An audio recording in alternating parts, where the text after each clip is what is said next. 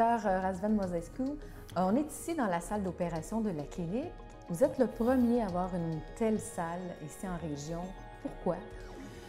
Mais en fait, il y a deux raisons majeures. Premièrement, quand j'ai commencé à faire de la chirurgie esthétique ici dans la région, c'était en 1994, il y avait toujours la possibilité de le faire dans les hôpitaux. Cette possibilité existe encore. Par contre, je me sens un petit peu mal à l'aise sur le plan éthique. Je me suis toujours senti mal à l'aise avec cet état des choses, d'utiliser un bien public comme un hôpital qui en réalité est un bien public payé par les impôts de tout le monde à des fins privées, faire de la chirurgie esthétique. Je sais que ça se fait. Moi, je ne suis pas à l'aise avec ça. Alors, à partir du moment où je me suis installé, on a commencé à bâtir une salle d'opération privée, justement, pour pouvoir faire ces chirurgies-là sans utiliser les hôpitaux.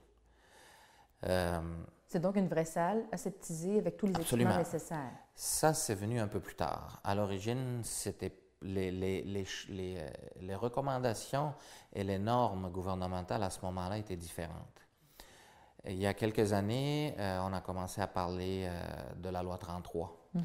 La loi 33, c'est ce qui nous oblige maintenant, si on veut pratiquer de la chirurgie dans un endroit extra-hospitalier, d'avoir une salle d'opération qui rencontre toutes les normes de sécurité, de qualité du gouvernement. Et c'est le pourquoi de la salle. Cette salle a été bâtie en fonction de faire n'importe quel genre de chirurgie de façon sécuritaire, puis de façon tout à fait adéquate. C'est une salle d'opération qui est comme une salle d'opération d'hôpital et qui a reçu le permis de centre médical spécialisé, comme vous disiez tout à l'heure. Je suis le seul dans la région qui est vraiment autorisé par le ministère à pratiquer certaines chirurgies comme la liposuction, par exemple.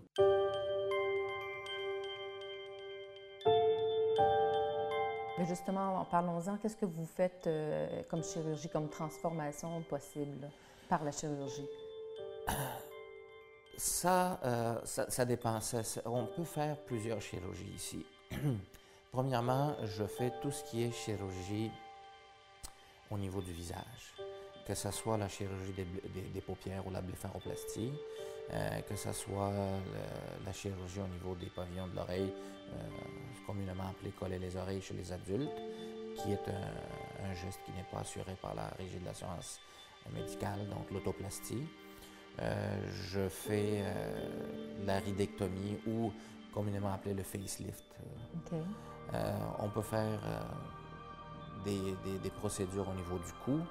On peut faire aussi des procédures au niveau... je fais de la liposuction. En fait, de la liposculpture, parce que je n'utilise pas de machine pour faire la liposculpture. C'est de façon manuelle, ce qui permet un meilleur contrôle en réalité qu'une machine. Ça n'empêche pas qu'on peut enlever des bons volumes malgré tout. Puis il y a aussi, on fait des mini-abdominoplasties. C'est à peu près le genre de chirurgie. L'opération de ronflement aussi? L'opération du ronflement, oui, ça peut se faire ici aussi, dépendant des indications, effectivement. Le ronflement, anciennement, on le faisait avec le laser. Maintenant, on utilise un nouvel appareil qui est un générateur d'ondes radio. Ça s'appelle la palatoplastie assistée aux ondes radio, qui est beaucoup moins douloureuse. Il y a beaucoup moins d'inconvénients que le laser. Mm-hmm.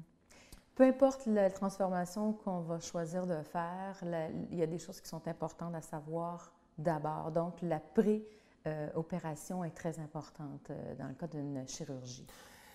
Tout est important. Toute la période qu'on appelle péri-opératoire. Donc, l'avant est important, le durant est important et le pré est également important. Pour avoir de bons résultats. Exactement.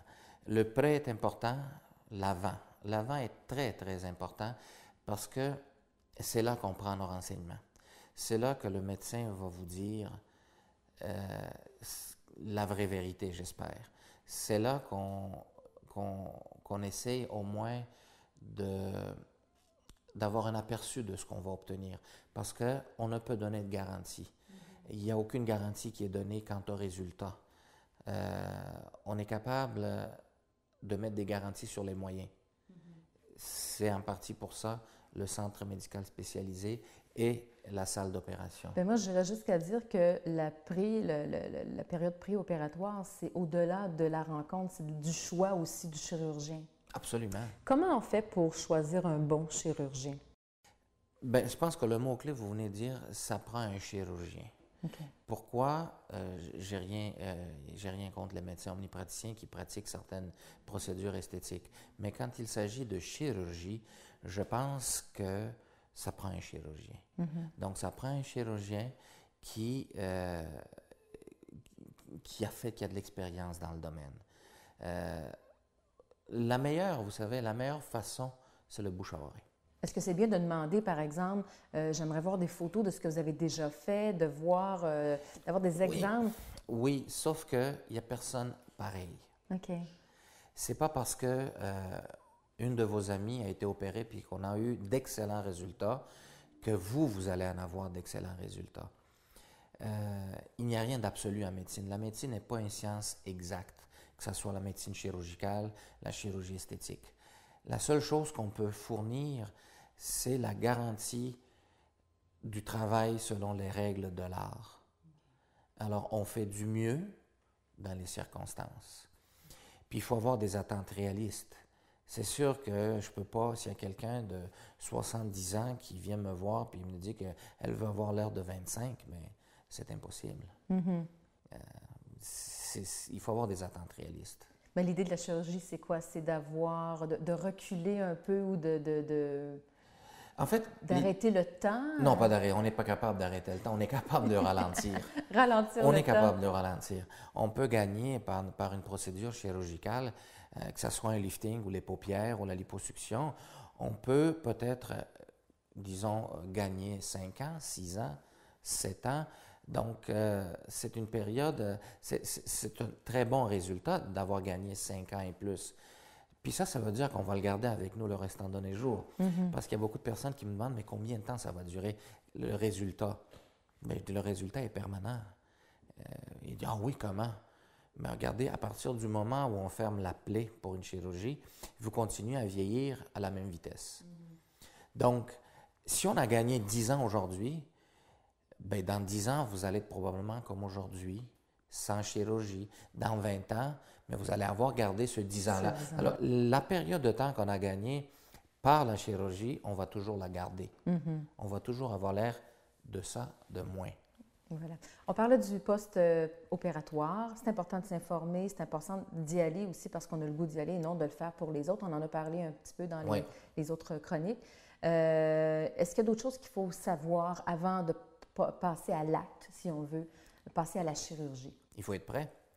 Il faut être prêt, il faut être à l'aise avec son chirurgien, il faut avoir confiance. Il faut avoir, s'il y a le moindre doute dans l'esprit de quelqu'un, ben il ne faut pas que ça aille plus loin. Pas avoir peur de reculer. Il ne faut pas, ah non. Écoutez, ça m'est arrivé, j'ai une petite anecdote, d'avoir une personne ici sur la table d'opération. J'avais commencé à pratiquer l'anesthésie locale pour un lifting. Puis elle a dit, non, je ne suis pas prête, j'arrête. Elle était là. Alors je dis, il n'y a pas de problème, on arrête. On a arrêté. Elle est repartie à la maison comme si rien n'était. Elle était un petit peu mal à l'aise. Il dit, mais non, je dis, regardez, vous n'êtes pas prête. Je n'irai pas faire quoi que ce soit maintenant parce que vous n'êtes pas prête. 2 semaines après, elle m'a rappelé, puis la chirurgie a été faite. Elle était prête 2 semaines après. Alors, c'est sûr, il faut être prêt. Il faut prendre son temps, puis quand on est décidé, il faut y aller. Il faut aller chercher la confiance aussi en son chirurgien. C'est très, très important, le contact avec le chirurgien. Dans la période post-opératoire, c'est primordial d'avoir un accès rapide au médecin parce qu'il y a des inquiétudes. Les personnes, ce n'est pas tout le monde qui sont faites faire des chirurgies esthétiques. C'est important que ces personnes-là sachent qu'ils ont un filet de sécurité. C'est important que ces personnes-là sachent que s'il y a quelque chose, le médecin est rapidement rejoignable. Alors, est disponible. C'est très, très important, puis c'est ce que je me force de faire. Puis je pense que ça réussit pas mal bien.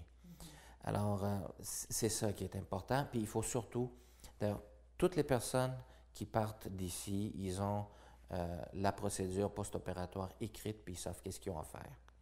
Puis s'il y a des questions, je suis disponible.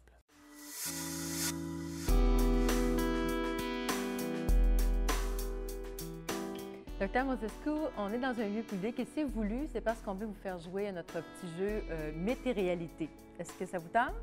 Mythe et réalité, certainement. J'ai des petites phrases ici qu'on a sûrement entendues. Avec la chirurgie esthétique, je vais gagner au moins 25 ans. Bon, ça, c'est sûr que c'est un très bon mythe que la chirurgie va arrêter le temps puis ça va revenir, on va revenir en arrière. Mais on ne peut pas prédire quoi que ce soit. La chose qu'on peut faire, en fait, que nous pouvons faire en tant que chirurgiens, c'est d'essayer de faire paraître du mieux qu'on puisse dans les circonstances, puis que vous soyez contente. Mais c'est sûr que si vous avez une idée préconçue de dire « je vais gagner 25 ans », c'est pas réaliste. C'est ce que j'appelle une attente qui n'est pas réaliste. Dans ce temps-là, il vaut mieux s'abstenir que d'aller plus vers l'avant. Voilà. Autre phrase. Ma copine a une transformation extraordinaire, je vais avoir la même. Oui. Effectivement, j'ai souvent ce genre de demande. Premièrement, il faut rencontrer la personne. Il n'y a pas deux personnes pareilles. Alors, c'est certain que s'il y a une chirurgie à bien faire à quelqu'un, ça ne va absolument pas dire que ça va faire aussi bien à quelqu'un d'autre. C'est tout à fait normal. Il n'y a pas deux êtres humains identiques, à part d'être des jumeaux identiques. Il faut surtout faire une évaluation. Il faut surtout rencontrer la personne, puis essayer de discuter pour voir c'est quoi la meilleure alternative pour elle. Parce que des alternatives, il y en a. Ce n'est pas des recettes, on s'adapte à chacun. Il faut avoir un peu d'imagination. Voilà. Autre phrase. Les cicatrices vont disparaître, c'est certain. Impossible. J'aimerais ça vous dire que c'est possible, mais les cicatrices ne disparaissent pas. Les cicatrices vont rester le restant de vos jours. Nous ne sommes pas des magiciens, on est des chirurgiens, on coupe. Par contre, on a appris à placer nos cicatrices dans des endroits qui sont très peu visibles et qui sont très peu, sont pas évidentes, autrement dit. Alors, mais c'est sûr que des cicatrices, il va y en avoir. Je ne suis pas bien dans ma peau, je me sens déprimée, ça va me faire du bien de me faire monter le visage.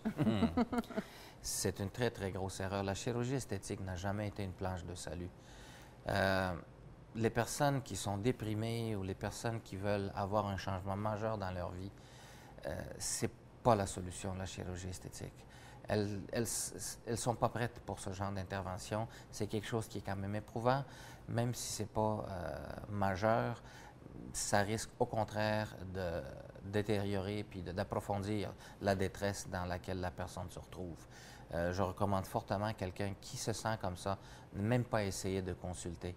Parce que des fois, on ne le détecte pas en tant que professionnel de la santé. Puis écoutez, on ne rend pas le monde heureux, on les rend malheureux. Quand ils ne sont pas malades, il ne faut pas les rendre malades.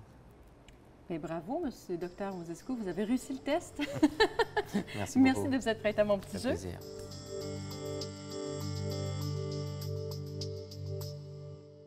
En conclusion, avantages, inconvénients de la chirurgie.